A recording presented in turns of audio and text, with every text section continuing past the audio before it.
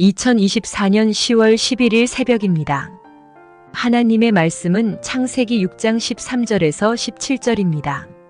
하나님이 노아에게 이르시되 모든 혈육 있는 자의 포악함이 땅에 가득함으로 그 끝날이 내 앞에 이르렀으니 내가 그들을 땅과 함께 멸하리라.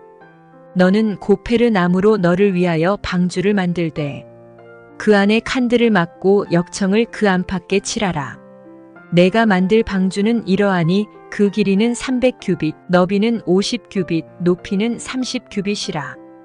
거기에 창을 4대 위에서부터 한 규빗에 내고 그 문은 옆으로 내고 상중 하 3층으로 할지니라. 내가 홍수를 땅에 일으켜 무릇 생명의 기운이 있는 모든 육체를 천하에서 멸절하리니 땅에 있는 것들이 다 죽으리라. 하나님 말씀을 증거하겠습니다. 이 복음서를 보게 되면 주님이 그 시각 장애인, 그 맹인을 치료해 주는 그런 모습이 나오죠. 그는 나면서부터 보지 못한 선천적인 맹인이었습니다.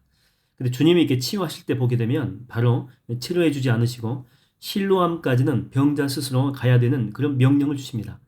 그러니까 주님은요, 우리에게 은혜를 베풀어 주십니다. 그러나 내가 아무것도 안 해도 100%다 알아서 해주기보다는 우리가 할 일을 남겨주신다라고 하는 것입니다. 하나님이 오늘 본문에 보니까 노아에게는 홍수 가운데서 살 수 있도록 은혜를 베풀어 주시죠. 근데 100%다 알아서 해주시는 것이 아닙니다. 방주는 스스로 지어야 됐죠. 보통 한 120년 동안 지었다라고 봅니다. 방주까지 지어준 것은 아닙니다. 그건 노아가 해야 될 일이었다라고 하는 것이죠. 이스라엘 백성들이 광야에서도 은혜 가운데 살 수 있도록 임마누엘, 하나님이 함께 하신다라고 하는 거죠. 이런 축복을 허락했습니다. 그러나 이런 축복이 임하는 장소가 바로 성막 아닙니까? 이 성막은 스스로 지어야 됐죠. 성막 설계도는 하나님이 주셨어요. 근데 짠하고 하늘에서 바로 이렇게 내려주신 것이 아니죠. 직접 이스라엘 백성들이 시띠 나무를 깎고 또 말리고 또 수분도 다 이렇게 빼고 그 위에 뭐 금이나 또 은으로 이렇게 도장도 하고 또 성막을 덮을 천 같은 경우에도 하늘에서 갑자기 뭐 떨어진 것이 아니고 순수 직접 다 만든 것입니다. 그러니까 뭐 거의 한 6개월 정도 그 분야의 전문가와 사역자들이 붙어가지고 정말 피땀 흘리면서 만들어낸 것입니다. 여러분, 은혜는요, 하나님이 주셔요. 그러나 그 은혜를 받아 누리는 그 그릇은 우리가 준비하는 것입니다. 저는 여러분들이 하나님으로부터 은혜도 충만하게 받지만 그 은혜가 현실에서 이루어지기 위해서 우리 편에서 해야 되는 수고, 노력, 이것도 잘 감당해서 합력해서 선을 이루는 복이 임하게 되기를 주의 이름으로 축원드립니다. 여러분이 방주를 보게 되면 이 방주의 특징이 있습니다. 뭐 여러 가지가 있지만 그 중에 가장 중요한 특징이 뭐냐면 이 돛이나 이 키가 없다라고 하는 것이죠. 이게 무슨 말인고 하면 돛도 키도 없다라고 하는 것은 이 돛이 있어야 바람을 이용할 수 있고 이 키는 운전대 아닙니까? 이게 있어야 그 방향을 잡고 갈 수 있는데 이 중요한 두 개가 없다라고 하는 것이죠. 이것은 누가 운전자가 되어 주신다라고 하는 거죠? 그렇죠. 주님이십니다. 방주의 방향키는 주님이 맡겠다라고 하는 것이죠. 여러분이 광야에서 성막 이동의 그 방향을 결정한 것은 무엇입니까? 모세의 지도력 절대 아닙니다. 우리가 착각할 수 있는 게 뭐냐면 모세가 광야 생활을 한 40년 정도 했기 때문에 아마도 이 출애굽 이동 경로를 다 꿰고 있었을 것이다 이렇게 생각할 수 있죠. 그래서 모세의 탁월한 지도력이 그들을 인도했을 것이다라고 이렇게 믿는 분들이 있는데 그게 아니다라고 하는 것입니다. 그러면 이스라엘 백성들을 인도했던 것은 무엇입니까? 그건 바로 구름 기둥과 불 기둥입니다. 곧 하나님의 그 인도하심이었다라고 하는 것이죠. 근데 우리는요, 머리가 너무 똑똑합니다. 그래서 인생의 방향을 우리가 다 결정하고 살아가는 사람들이 많다라고 하는 거죠. 50대는 어떻게 살 것이고 60대와 70대는 또 어떻게 뭐 계획을 세우지 말라는 것은 아닙니다. 문제는 주님과 상의하지 않는다라고 하는 것이죠. 그래서 나름대로 완벽하게 계획을 세웠지만 늘 실패와 좌절을 겪게 된다라고 하는 것입니다. 어떤 이 목사님께서 영적 대각성 집회를 준비하시는데 여러분 이 큐시트라고 하는 거 아시죠? 큐시트. 진행 순서가 나온 그런 종이인데 이분이 엄청 똑똑하신 분이십니다. 그래서 이 큐시트를 만들 때 1분 간격으로 짠 거. 1분 간격으로. 나름대로 심사숙고해가지고 연구도 많이 하고 리허설도 몇 번 하고 해가지고 아주 촘촘하게 짠 거죠. 이렇게 짜놓고 나름 흐뭇해한 것입니다. 이번 영적 대각성 집회는 성공할 거다. 하나님의 은혜가 정말 충만하게 임할 거야. 그렇게 기대를 한 것입니다. 그리고 드디어 행사 당일이 됐습니다. 근데 그날 이렇게 말씀을 증거하실 목사님이 오셔가지고 큐시트를 좀 달라고 해요. 어떻게 진행이 되는 건지 이렇게 보자고. 그래서 행사 그 담당하는 목사님이 자랑 삼아서 그걸 내민 거죠. 근데 그것을 한참 그 목사님께서 보시더니 그 설교하실 목사님이 한마디 던지는 것입니다. 저 이대로 안 합니다. 그런 거예요. 저 이대로 못 합니다. 설교가 30분이 될지 1시간이 될지 그 다음에 끝나고 난 다음에 기도가 1시간이 될지 2시간 될지 어떻게 하냐고. 저는 이대로 절대 못 합니다. 그래요. 그래서 그 행사 담당 목사님께서 아니 목사님 전체 진행을 위해서는 이대로 꼭 해주셔야 됩니다. 그래야만 깔끔하게 행사가 진행됩니다. 라고 했더니 그 목사님께서 뭐라고 하시냐면 여보게 이렇게 촘촘하게 계획을 짜놓으면 성령님께서 들어올 틈이 없잖아. 나는 성령님이 감동 주시는 대로 할 거야. 그래서 그분이 이 설교도 한 20분 정도 하고 막 기도로 쫙 밀고 나가는데 이때 가장 먼저 충만하게 은혜 받은 사람이요. 그 행사 진행 담당 목사였습니다. 지금까지 그런 성령 충만은 처음 받아본 거죠. 이분이 은혜 받고 나서 제일 먼저 한 게 뭐냐면 그 큐시트 있죠. 큐시트. 몇 개월 준비해가지고 힘들게 만든 그 큐시트. 그거 찢어버린 것입니다. 오히려 이게 하나님의 은혜를 가로막는다라고 하는 거죠. 여러분 누가 생각이 납니까? 그래요. 사도 바울입니다. 이 사도 바울은 자기 머릿속에는요. 나름대로 인생에 대한 큐시트가 다 있었어요. 그래서 그 순서대로 열심히 살아왔거든요.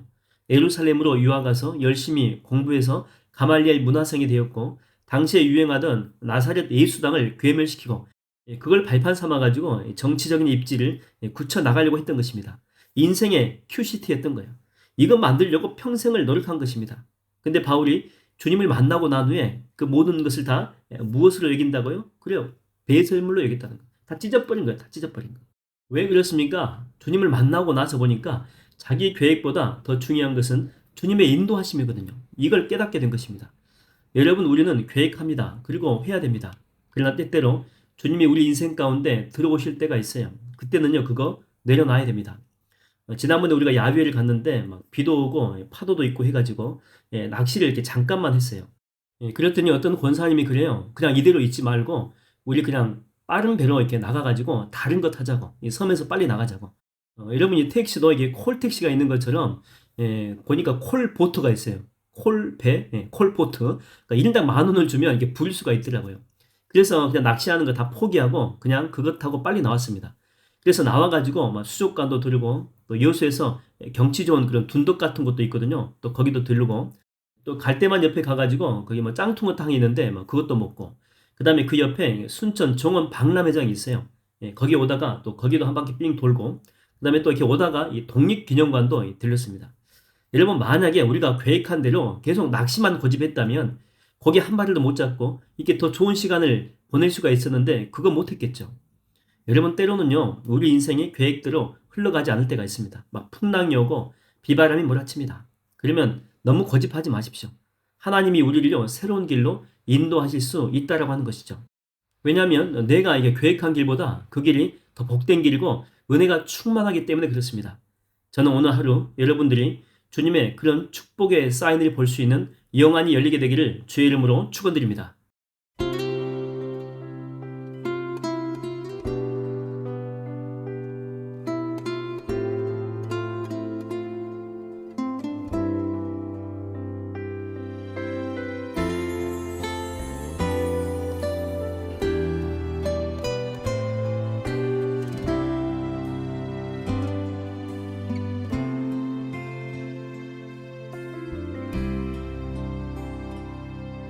내가 걷는 이 길이 혹 굽어도는 수가 있어도 내 심장이 울렁이고 가슴 아파도 내 마음 속으로 여전히 기뻐하는 까닭은 하나님은 실수하지 않으심일세.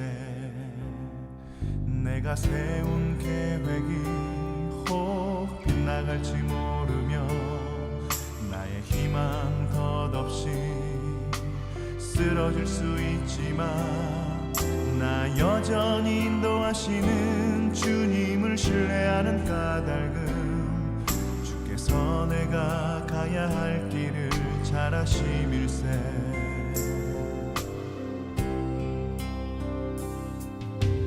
어두운 밤 어둠이 깊어 날이 다시는 밝지 않을 것 같아 보여도 내 신앙 부여잡고 주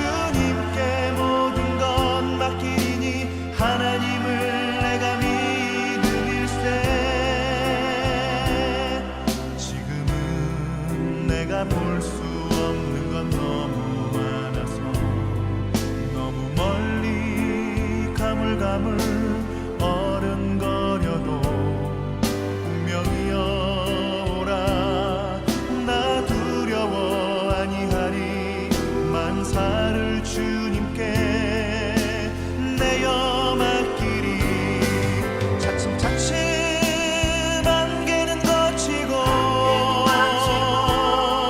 하나님 지으신 빛이 뚜렷이 보이리라 가는 길이 온통 어둡게만 보여도 하나님은 실수하지 않으신다네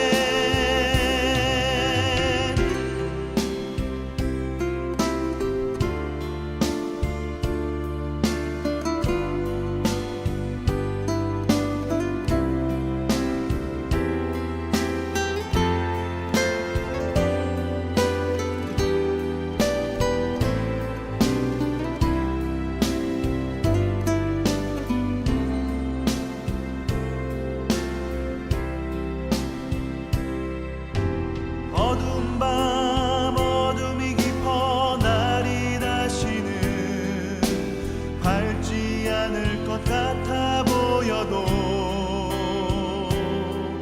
내 신앙 부여잡고 주님께 모든 것 맡기니 하나님을 내가 믿음일세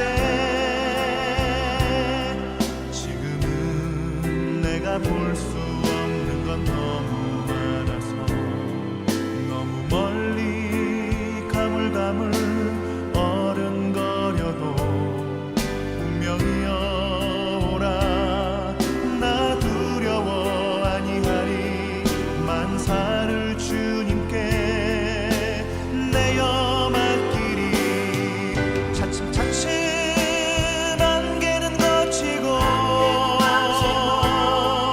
하나님 지으신 빛이 뚜렷이 보이리라 가는 길이 온통 어둡게만 보여도 하나님은 실수하지 않으신다네